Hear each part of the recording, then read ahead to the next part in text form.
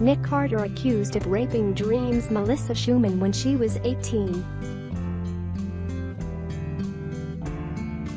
This is so disturbing. Singer Melissa Schuman, who's best known for being in the 90s girl group Dream, recently came forward, claiming Nick Carter sexually assaulted her when she was 18. Read her heartbreaking story here.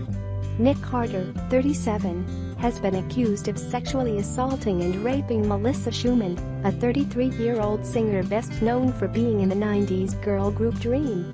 She detailed her alleged encounter with the Backstreet Boys singer, which occurred when she was just 18. Melissa claims Nick forced her into sex, even though she was a virgin, and allegedly told him that she wanted to wait until marriage before she engaged in the act of intercourse. She described his graphic, violent sexual behavior towards her in a blog post published on November 2nd. After kissing for a moment, he took my hand and brought me into the bathroom adjacent to his office. He shut the door and we continued to kiss. I asked him what we were doing in there. He didn't respond and continued to kiss me. He then picked me up, put me on the bathroom counter, and started to unbutton my pants. I told him I didn't want to go any further. He didn't listen. He didn't care. He told me, "Don't worry. I won't tell anybody." I told him that's not why I didn't want to do it.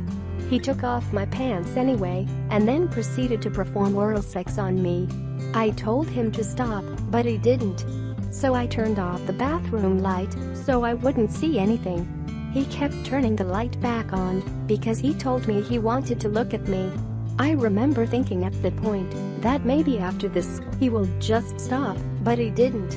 Someone in the house knocked on the bathroom door. So he took me into the other bathroom to pick up where he left off. He then took off his pants. I will never forget this moment. There was a bathroom nightlight, so, although it was dark, it was dimly lit enough for me to see myself in the bathroom mirror. He sat himself on the bathroom counter and asked me to perform oral sex on him. I declined. He was upset. He told me, "I did it for you, and it's only right you do it for me." I felt scared and trapped. He was visually and clearly growing very angry and impatient with me. I couldn't leave. It was evident to me that I couldn't leave. He was stronger and much bigger than me, and there was no way I would be able to open the door or have anyone help me. My friend couldn't help me. I didn't even know where she was. So when he placed my hand on his penis, my thought was the only way to get out was to get him to finish what he had started. That's where I saw myself, my reflection, watching myself do something that I was sickened by. Watching myself be assaulted, forced to engage in an act against my will. Same as before, his appetite was still not satisfied and now took me to the bedroom. It was late. The apartment was now dark, and all you could hear was the remaining music in the living room. He threw me on the bed and climbed on top of me. Again, I told him that I was a virgin and I didn't want to have sex. I told him that I was saving myself for my future husband. I said it over and over again. He whispered in my ear as to entice me, "I could be your husband." He was relentless, refusing to take my nose for an answer. He was heavy, too heavy to get out from under him. Then I felt it. He put something inside of me. I asked him what it was, and he whispered in my ear once more, "It's all me, baby." It was done. The one thing I had held as a virtue had been ruined. I went limp, turned my head to my left, and decided I would just go to sleep now.